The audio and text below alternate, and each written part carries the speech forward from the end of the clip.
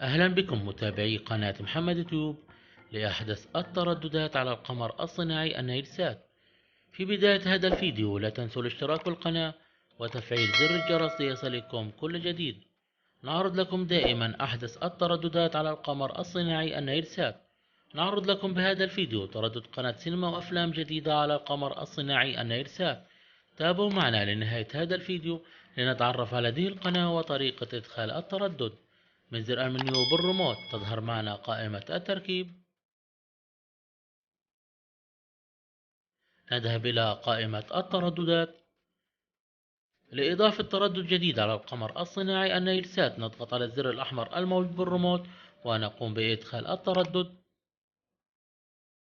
11177 على معدل ترميز 27500 والاستقطاب أفقي وحرف الاتش.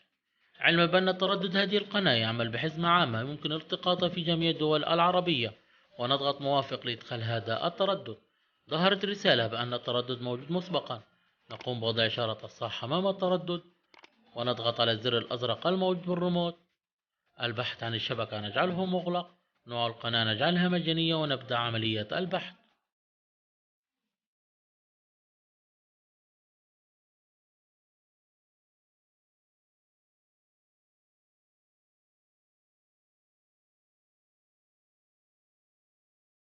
ظهرت 39 قناة على هذا التردد. نضغط نعم لحفظ عملية البحث.